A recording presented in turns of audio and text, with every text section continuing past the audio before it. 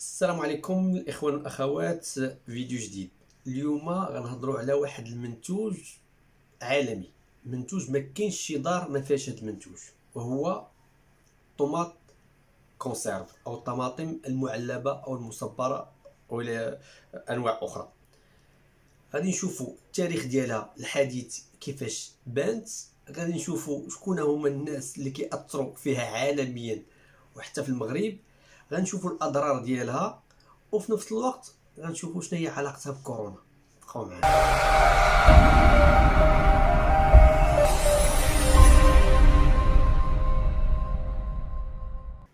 عودة من جديد.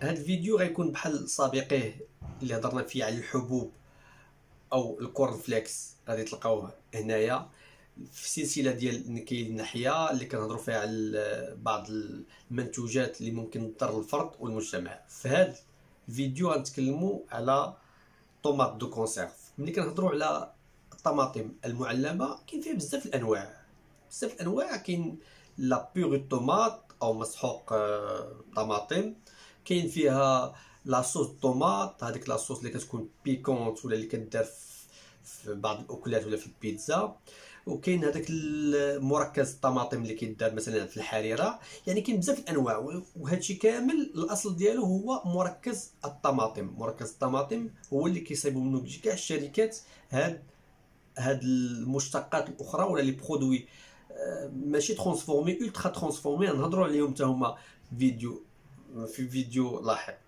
فاش بدات هاد الفكره؟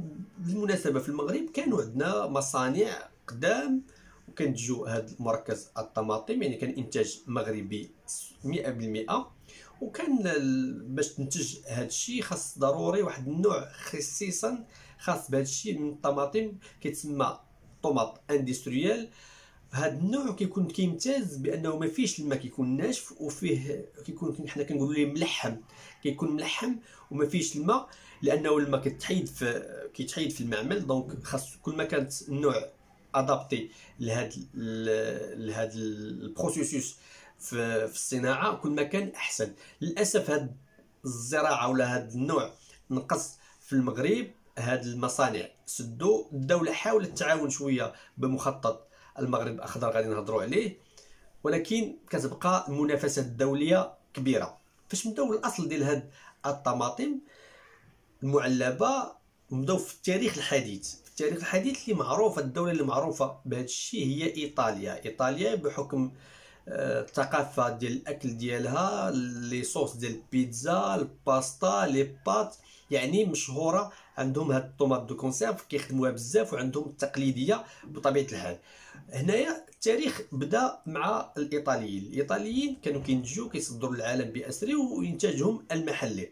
وكانوا الايطاليين كيقلبوا على الاماكن في انه ممكن انهم ينتجوا فيها، لانه كان مشكل ديال لا مان دوفر، خاصهم ينتجوا وفي نفس الوقت لا مان دوفر اللي تخدم بدون كلل. لقاو الضاله ديالهم فين؟ لقاو الضاله ديالهم في الصين، في لاشين هذيك الساعه خارجه من الحرب العالميه الثانيه. واحد النظام عندها كان باقي تابع، باقي الثوره الصينيه باقا مأثره فيه.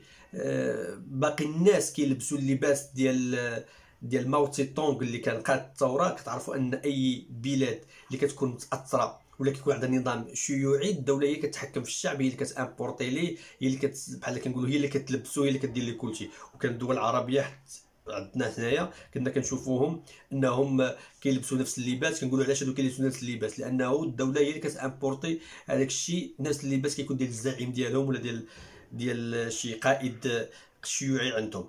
يعني الصين كانت خارجه، كانت في واحد الحاله احسن من القريب، كانت في واحد الحاله لا يرثى لها. استغلوا الايطاليين هاد العطش الصينيين للعمل ويخدموا، ومشاو الايطاليين تانستالو في بعض المناطق في الصين، وهذوك المناطق كان كيحكمهم وباقي كيحكمهم لارمي او الجيش. وهاد المناطق معروفه كان فيهم واحد الاقليه من المسلمين، اقليه من المسلمين الروهينجا، وكان دائما فيها توترات. يعني كان فيها حضور ديال الجيش، من اي بلاصه فيها التوتر كيحضر فيها الجيش ضروري كيكون فيها شي حاجه كنقولوا كيكون فيها التخوفيش وكيكون فيها شي حاجه ماشي هي هذيك. هنا الايطاليين استغلوا، داروا شراكات مع الجيش ومع بعض الجنرالات، وبغاو يتانستالاو تما وينتجوا هاد الطماطم المعلبه. بطبيعه الحال الايطاليين حولوا المعامل ديالهم وصايبوا معامل تما، ماشي معمل ماشي جوج، بل نقدر نقول لك العشرات، 20 ولا 30 ولا حتى 40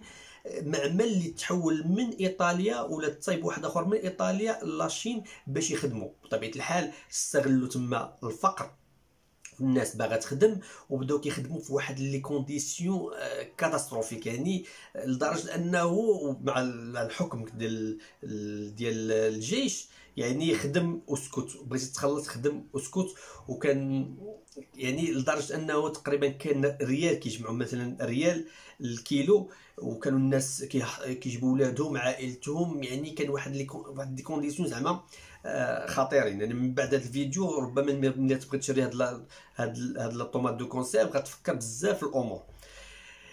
الور لاشين بدات خدامه على قدم وساق. بطبيعه الحال الايطاليين سهلوا الامور، ما بغاوش يتخلصوا في هذوك لي ماشينري ولا الميكانيزم. ايطاليا معروفه عالميا بالكاليتي ديال لي ماشين ديالها والميكانيزم ديالها والمكننه اللي عندها. الايطاليين ما بغاوش يتخلصوا من عند الصينيين، ولكن يعني بحال طريقه الكونسيسيون، نخلي لك الماتيريال ديالي ولكن الانتاج غادي نبيعو وغادي نتخلص منه وغادي نعطيك انت الحق ديالك. هذا الشيء اللي كان بحال تجيب نوع من الكونسيسيون او المقايضه، نعطيك لي ماشين خدمي بهم واعطيني ونكونوا رابح. وهذا الشيء اللي كان من قبل خدامين به ايطاليين مع لاشين.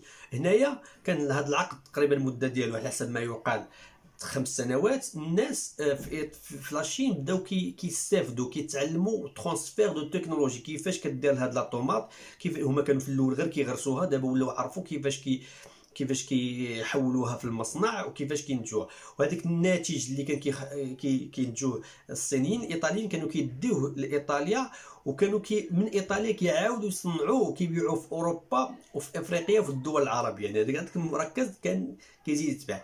الصين فاش كبرات ولات هي المنتج الاول عالميا في هذا مركز الطماطم، يعني ولات حتى هي تقلب على راسها، ولاو عارفين بزاف الامور، ودخلاتهم التكنولوجيا ودخلهم حتى ولاو عارفين الامور. هنايا بدات لاشين كتقلب فين دير هاد لا مارشانديز ديالها، لان الشعب الصيني لحد الان ما كيهتمش، ولا الماكله ديالو ما فيهاش لا صوص طوماط وما فيهاش شي حاجه فيها كونسونطري الطوماط، كياكلوا هما الماكله ديالها راك تعرفوها. دونك لاشين كتقلب فين دير هاد السلعه ديالها ولا هاد المنتوجات ديالها. بدات كتقلب خارج الايطاليين، يعني خارج ايطاليا كتقلب على اماكن اخرى. وهنا كيجي واحد النصوص ديال الطريق والحرير الجديد. الطريق الحرير الجديد لانه زمان كانوا الناس اللي كيبغيو يمشيو للصين كيسلكوا بعض الطرق، وكان في التاريخ قراو لنا في التاريخ انه الطريق الى الصين كتسلك الطريق ديال الحرير، لان الصين كانت معروفه بالحرير. هنايا مع الرئيس الجديد ديال الصين ومع لونغاجمون ديال ليطا بغاو يمشيو في العكس. كتقلب انه المكان ديال لاشين من تما غيمشيو للعالم كامل، وهادو هما بحال قلتي هما اللي غيقلبوا على طرق اخرى للحرير بطريقه معكوسه. هنايا كانوا وداروا شراكات مع اوروبا وسميتو، مع رغم ان الاوروبيين كانوا ضد هاد الاستراتيجيه ديال الصين، ولكن الصين باغا تمشي لاوروبا عن طريق البر وباغا تمشي لافريقيا عن طريق البحر. هنايا لقات الافارقه مساكن الايدي رحبه، جاو لي شينوا لافريك وافريقيا. في المناسبه افريقيا وخصوصا افريقيا جنوب الصحراء هي المستهلك رقم 1 في العالم من ناحيه الطماطم المعلبه، لدرجه ان النساء في افريقيا كيعتبروا هذا الشيء كان جاري بالعمل لانه الماركتين، انك تطيب بواحد المنتوج اللي هو طوماط دو كونسيرف ولا لا صوص طوماط كيبين على انك حديث ولا انه راه ذكي ولا سي لا مودرنيتي.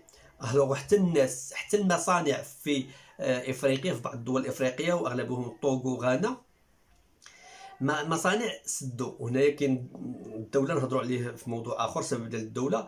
مصانع سدوا وحتى الفلاحه ما بقاوش كيبيعوا كيشريو كما يجب. هنايا لاشين استغلت هاد نقدر نقول لك بين قوسين هاد البساطه ديال الافارقه، وخدمات افريقيا مزيان، ولات كتشكل واحد المنافس المنافس الايطاليين ما غاديش تكون طبيعه الحال. الايطاليين حتى هما استغلوا، لان ملي كنهضروا على الايطاليين كان هناك بعض العائلات ولا بعض المافيا اللي داخله في هذا الشيء، في تهريب حتى المهاجرين باش العمل في الحقول. وكانت كان واحد الظروف كارثيه جدا، وكانوا كيساهموا في انه يزيدوا المهاجرين باش ينتجوا ويخدموا في هاد المصانع هادو.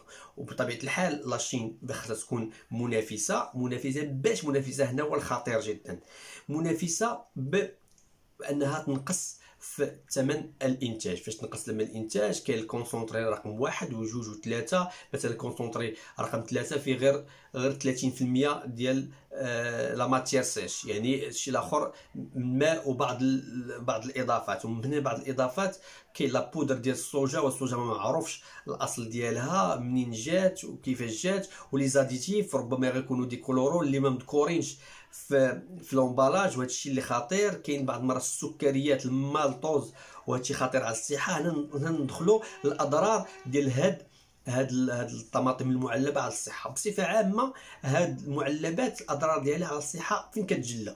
الخطر الاول والوحيد اللي نقدر نقول الوحيد بمعنى انه كيتفق عليه كل شيء، وهو تواجد البي بي ا. شنو هو البي بي ا؟ هو البيسفينول ا. هذا البيسفينول ا بحال النونيلفينول، واحد المكون كيماوي، هو هذاك الفيرني اللي كيكون في المعلبات الداخل، هو اللي كيمنع هذاك البرودوي ديال الطماطم من انه يلتصق بالمعدن، هو اللي كيكون الداخل. وتقريبا كاين في جميع المصبرات. هذا البي بي ا هو البيسفينيل ا ولا الديفينول، البيفينول ا او الديفينول. بحال النونيلفينول هو اللي كيدار في الصباغه الزيتيه، كيكون الماء ما يقيش داك البرودوي، يعني ما كيتميكساش مع البرودوي، ولا كيخدم في ديتيرجون، يعني مواد كيماويه. وهاد المواد الكيماويه هاد جوج انواع باش معروفين. هاد البيسفينول ا باش معروف عنده واحد الخاصيه كتسمى لو اوستروجينو ميميتيك. ملي كنقولوا ميميتيك بحال اوستروجينو، يعني الاستروجين، يعني كيشبه الاستروجين. يعني ملي كيدخل الذات ديالك كيمشي لدوك المستقبلات ديال الاستروجين، وما لو كور ديالك ما كيعرفوش استروجين حقيقي ولا استروجين كيماوي. هنايا كيزيد لك معدل ديال الاستروجينات في الدم ديالك. وكلشي عارف الهرمون الاستروجين اللي هو هرمون جنسي خصوصا عند المراه، وكيكون هناك اضطرابات في الجهاز، في كاع الاجهزه. كيولي عندك كاع جميع مظاهر ديال الكثره في الاستروجين، التعب، قله النوم، الانتفاخ، لوبيزيتي، يعني بزاف الامور اللي السبب ديالها هذا الاستروجين اللي كيكون زايد، ومسبب ديالو هذا الاستروجين اللي كيكون في هاد لي كونسيرف، ولا هاد ماشي الاستروجين، هاد لي برودوي اللي هما شيميك. كاين حتى في لي بيستيسيد، كاين حتى في المواد الكيماويه اللي كيتسموا استروجينو ميميتيك، يعني كيتشابهوا بحال شكل الاستروجين. يعني كنقولوا هاد البيسفينول ا هو اللي متفق عليه الجميع لانه خطير جدا. والخطوره ديالو انه ضروري ملي كيكون هناك واحد التماس بين واحد البرودوي اللي فيه لاسيديتي، ملي كنقولوا الطماطم كنقولوا على لاسيديتي، البي اتش ديالها هابط. دونك ضروري كيكون هاد لي ديغيف كيمشيو من هاد البرودوي اللي هو هاد الغيزين ولا بهاد الفيرني اللي كيكون في العلب. ضروري كيدخل البرودوي وبنادم كيستهلكو. هنايا كاين بعض الاجتهادات، وفعلا كاين اجتهادات في انهم يعوضوا هاد الفيرني هذا ولا هاد البيسفينول ا، يعوضوا بمواد اخرى اللي كيقولوا طبيعيه ولا عندها تاثيرات. راه كتلاحظوا انه كاين بعض اللومبالاج اللي كيكون الداخل ديالهم ابيض. هنايا كاين لوكو، كيزيد هاد لوكو، وهذا الشيء صراحه ماشي كلشي كيطبقوا. وكاين اللي كيستعمل بعض العلب اللي من الزجاج والبلاستيك باش يهربوا من هاد الامور هذه. هنايا رجعوا للمغرب. المغرب عندنا كدوله حاولت تعاون هذا القطاع هذا ديال الطوماط اندستريال. كاين بعض الشركات اللي هي كتحاول وكتجتهد انها دير، ولكن رغم ذلك مازال كتدخل عندنا لا طوماط مستورده وهذا الكونسونطري الطوماط. وهنا لقيت واحد الارتيكل كيهضر على ان الواردات ديال المغرب من مركز الطماطم كيجي من الصين، ايطاليا ومصر. ملي كنقولوا الصين راه هو هذاك، راه ما يعطوكش شي حاجه اخرى، يعطوك غير هذاك الشيء اللي هضرنا عليه وهضروا عليه الناس بزاف. وايطاليا ما غتخليش بلادها وغتعطيك نتايا، ضروري غتعطيك نتايا هذاك الكونسونطري ديال الطماطم. وبالنسبه لمصر صراحه ما عنديش به علم، ولكن اكيد انه لان الصين كتصيفط لكل شيء العالم. وهنايا بغيت نرجع لهذه النقطه ديال شنو علاقه هذا الشيء بكورونا. لانه الصينيين شنو كيقولوا حنايا اصلا ما كنكونسوميوش هاد الطوماط دو كونسيرف، ولكن بدات كتدخل لهم الثقافه ديال الامريكيين ديال هاد المطار ولا ديال هاد الكيتشوب اللي مازال غنهضروا عليه في واحد الحلقه اخرى خصيصا. بدات كتدخل لهم هاد الثقافه هادي، يعني الاستهلاك ديال الصين من هنايا السنوات المقبله غادي تزاد من ناحيه ديال الطوماط دو كونسيرف. وهنايا الصين كما قلنا بغات تحتل العالم اقتصاديا، يعني كتسمى هاد طريق الحرير الجديد. وكل شيء كيقول من بين الامور اللي هذه كان في الهضره اللي كتداول، ان من بين الامور اللي بغات تستغلها الصين باش انها تكون تهيمن اقتصاديا على العالم هو كورونا. يعني باش تدخل الدول الاخرى وتساعدهم طبيا وتساعدهم بعض الامور باش تنتج وباش دير هاد الطرق اخرى. يعني كان هذا غير فقط التقارب. هضرنا حاولنا نكونوا مختصرين في هذه القضيه ديال القصه ديال الطوماط دو كونسيرف او الطماطم المعلبه.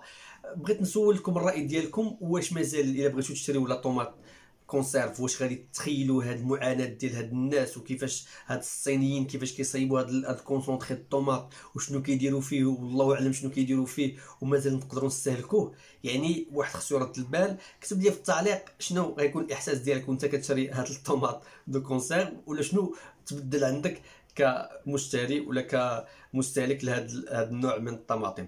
خليت لكم الخير، تبارك الله عليكم. الا كنتوا اول مره تجوا القناه اشتركوا معنا في القناه، لايك وشير. بارك الله عليكم، فرصه اخرى، خليت لكم الخير، بارك الله عليكم.